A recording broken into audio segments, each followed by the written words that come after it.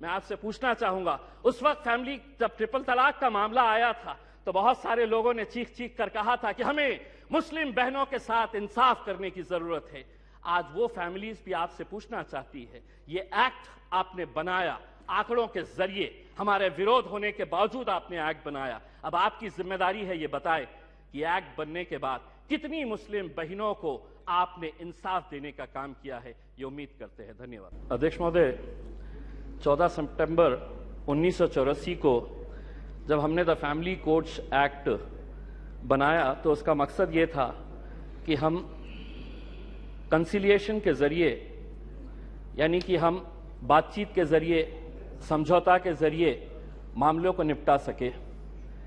ये एक्ट 1984 में बनाया गया था।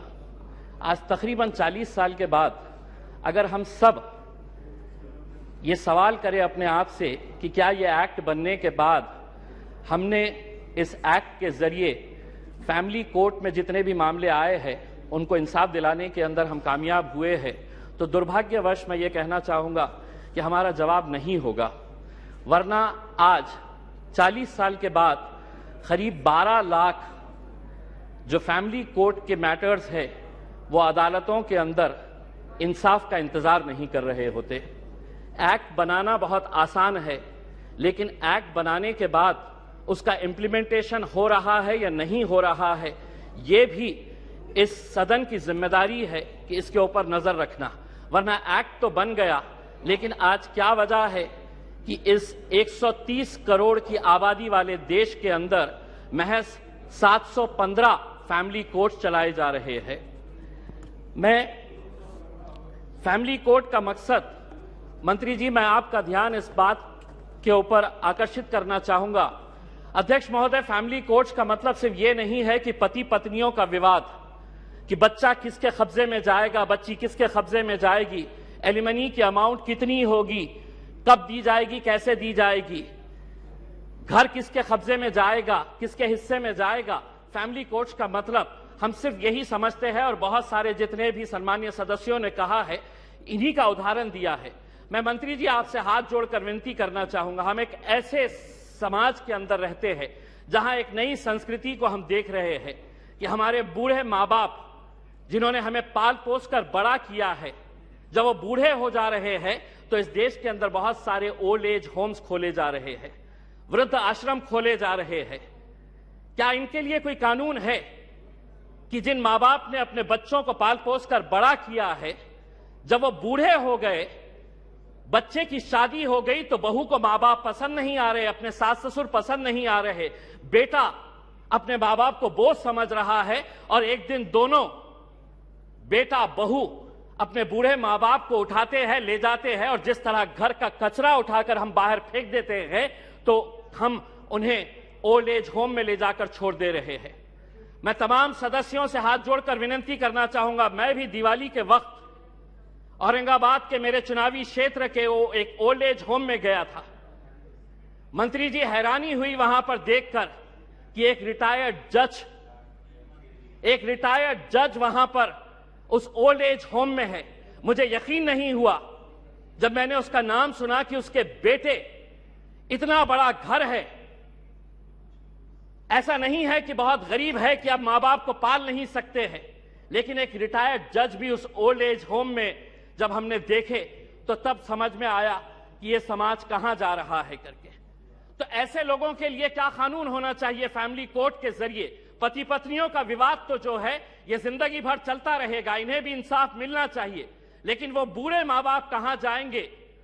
फैमिली कोर्ट के अंदर कुछ ऐसा सेक्शन लाया जाए कि जो बेटा अपने मां बाप को कूड़ादान समझकर, कचरा समझकर ओल्ड एज होम में डाल रहा है, उसे अखबार के अंदर एक नोटिफिकेशन अपनी तस्वीर के साथ, अपनी फोटोग्राफ के साथ, उस अखबार में उसे यह नोटिफिकेशन देना होगा कि मैं अपने मां बाप को ओल्ड एज होम में डाल रहा हूं।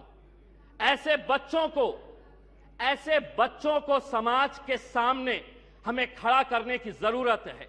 लाइए कानून, वरना वो बूढ़े मां बाप जो रोकने के अलावा कुछ नहीं कर सकते हैं, क्योंकि कोई कानून नहीं है, उनका कसूर सिर्फ इतना है कि उन्होंने अपने बच्चों को पाला पोसा, बड़ा किया, पूना में किसी ओल्ड एज होम के अंदर जाइए, ज्यादातर वो परिवार के बूढ़े मां बाप मिलेंगे कि जिनके बच्चे इंजीनियर हो गए। इंजीनियर होने के बाद वो यूएस में पैसा कमाने के लिए गए, पैसा कमा रहे हैं, लेकिन मां बाप के लिए एक कमरे का घर नहीं है तो ओल्ड एज होम में लेकर जाकर छोड़ रहे। ये एक संस्कृति हम डेवलप कर रहे हैं। फैमिली कोर्ट्स के जरिए मैं मंत्री जी आपसे यह अनुरोध करना चाहूंगा कि आप कुछ ऐसा कानून इन लोगों के लिए भी लेकर आइए जो बच्चे अपने मां बाप को आज यहां पर ले जाकर छोड़ रहे हैं। मैं मंत्री जी आपसे एक सवाल करना चाहूंगा। अदालतें तो बन जाएगी, फैमिली कोर्ट्स का ये जो आप अमेंडमेंट लेकर आ रहे हैं ये सिर्फ हिमाचल प्रदेश और नागालैंड से ताल्लुक है। बहुत सारे जितने भी सम्मानीय सदस्य हैं उन्होंने यही कहा है कि justice delayed is justice denied. Nagaland का एक्ट कब बना था?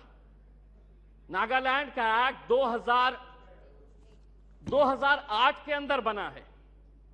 अगर यहीं पे अगर हम इतना डिले कर रहे हैं कि पुराने फैसले जो विदाउट पार्लियामेंट के पास किए गए हैं, आज अगर इतने सालों के बाद हम ये अमेंडमेंट लेकर आ रहे हैं कि नागालैंड के 2008 के बाद जितने भी जजेस ने फैसले दिए हैं रेट्रोस्पेक्टिव इफेक्ट से हम इसको आज के दिन पास कर रहे हैं, यानी कि गलती अगर हमारे पास से ही हो रही है तो हम उन अदालतों से कैसे इंसाफ की गुहार लगाएंगे? अदालतें एक्ट बनाना बहुत आसान है। मैं मंत्री जी, आप कुछ दिन पहले औरंगाबाद आए थे, वहां पर आपको लॉयर्स एसोसिएशन ने एक मेमोरेंडम दिया है। अगर से महाराष्ट्र की अदालतों की अगर हम बात करते हैं, 91 sanction post of high court जजेस है।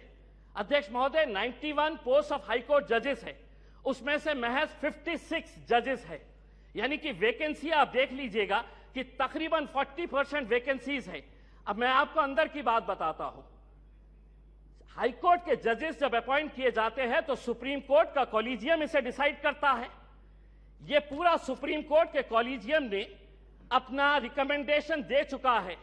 क्या वजह है कि सरकार ने इसे इतने सालों से रोक रखी है?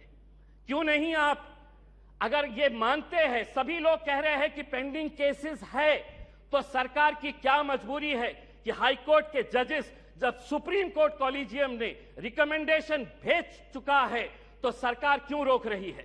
हम भी जानते हैं, विपक्ष अच्छी तरह से जानता है कि क्यों रोका जा रहा है करके, लेकिन आज जब आप जवाब देंगे तो हम उम्मीद करेंगे कि आप इन फैमिली कोर्ट्स के अलावा, क्योंकि आज आप एक्ट तो अपने आंकड़ों के जरिए पास कर लेंगे, लेकिन सिर्फ इमारत बनाने से इंसाफ नहीं मिलेगा। उस इमारत के अंदर उस कुर्सी के ऊपर बैठने वाले, ये सदन कोई मायने नहीं रखता है अगर वो ये स्पीकर की कुर्सी खाली रही तो। वो स्पीकर की कुर्सी जितनी महत्वपूर्ण इस सदन के लिए है, उसी तरह अदालतों के अंदर जजेस की कुर्सी भी बहुत मायने रखती है। लेकिन अगर आप ये मानेंगे कि नहीं, इतने करोड़ केसेस पेंडिंग है, तो कौन उसका निपटारा करेगा? आप ही करेंगे मंत्री जी, आप ही को करना है।